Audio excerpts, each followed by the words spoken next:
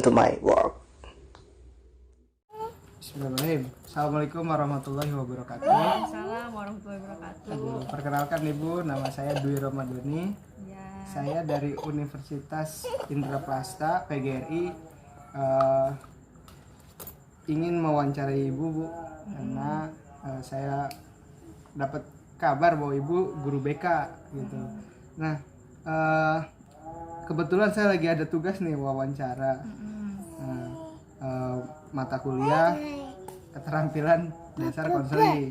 Baik, mungkin itu perkenalan saya.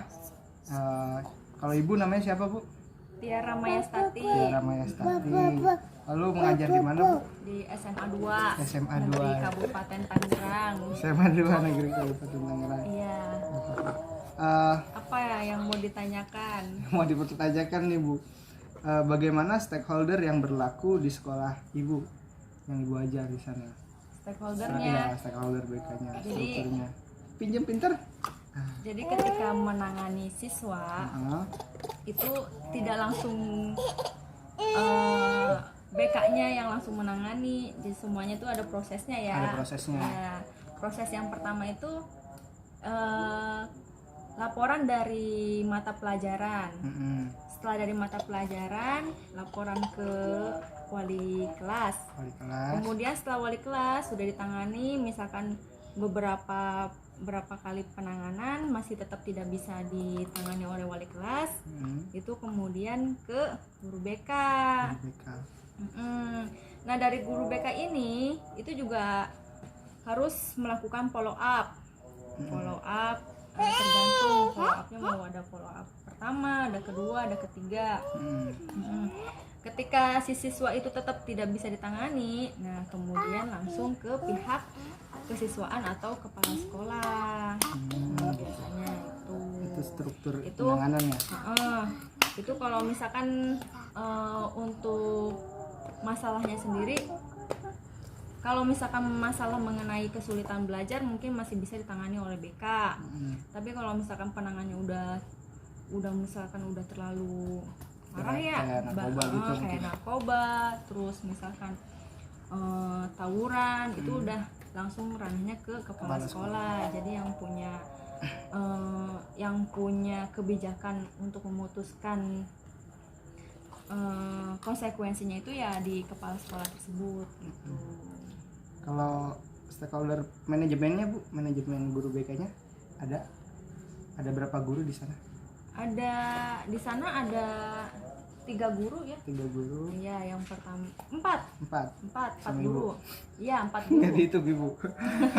Ada 4 guru. Iya. Yang pertama itu koordinator.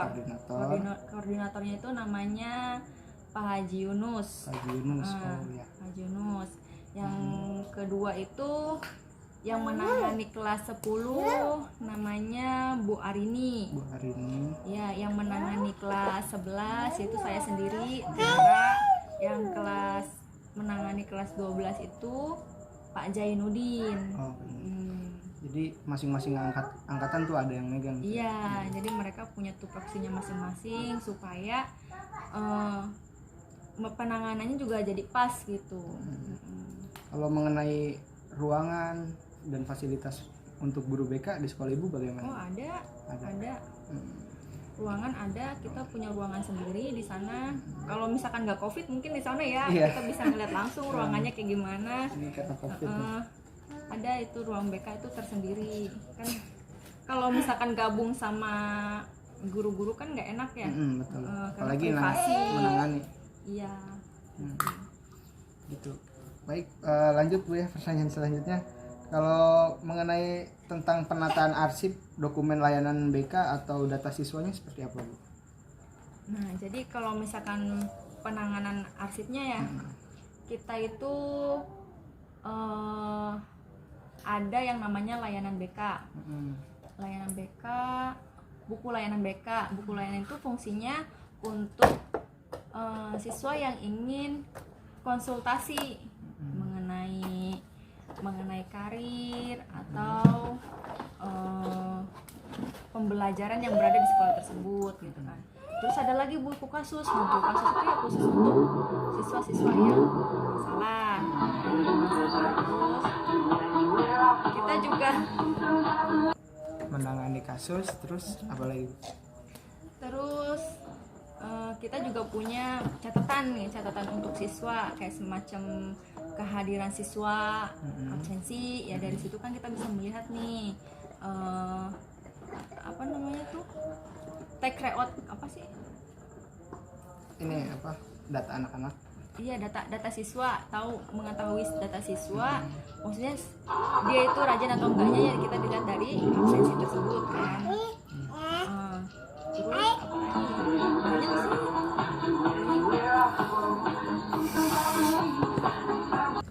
Maaf ya, terjeda-jeda.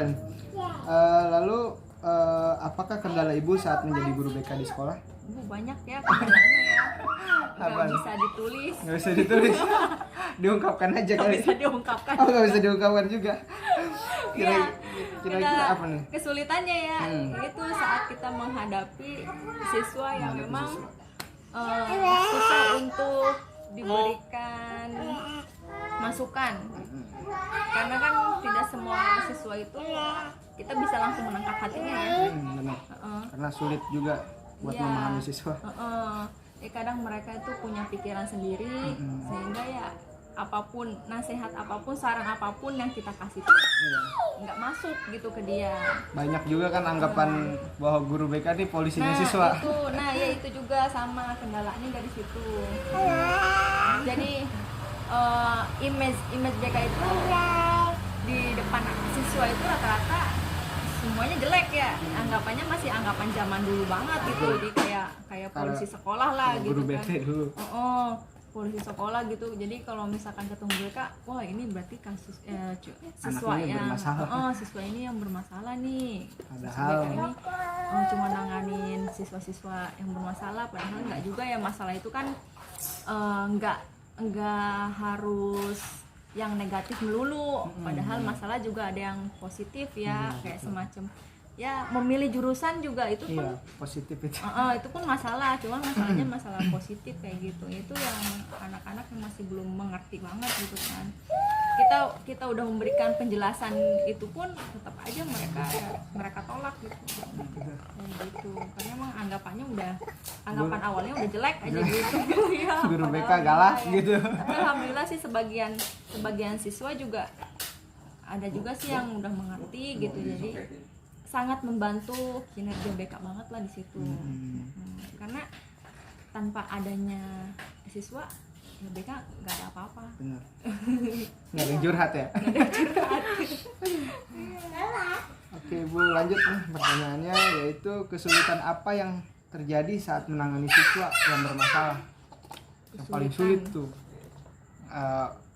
menangani siswa yang bermasalah kira-kira apa? Masalahnya tergantung ya, masalahnya masalah apa ya.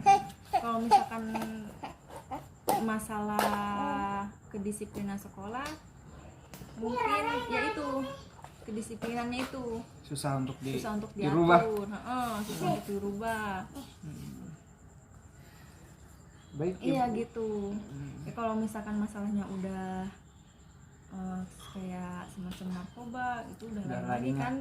Yang menangani itu bukan BK lagi tapi kepala sekolah. Ya kedisiplinan siswa itu yang susah ya. Karena itu udah menjadi Udah kebiasaan. berakar, iya kali ya udah. Udah jadi kebiasaan, jadi sifat. Itu harusnya ya tergantung dirinya sendiri yang berubah gitu. Sulitnya cuma di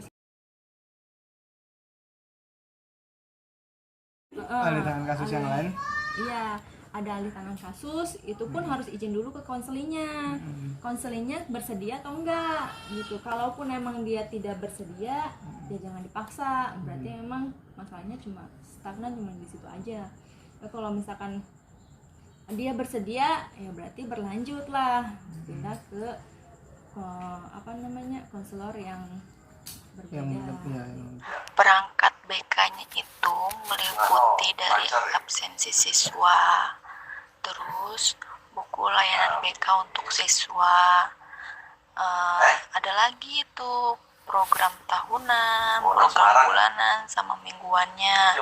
Itu terarsip mengikuti buku program BK tahunan. Untuk asesmennya sendiri itu biasanya menggunakan DCM. DCM itu data cek masalah dan sosiometri.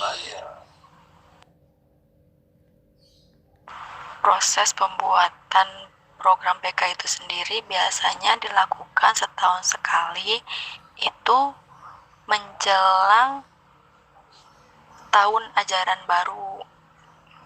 Jadi itu sama seperti guru-guru yang lainnya gitu kan, bikin RPL, terus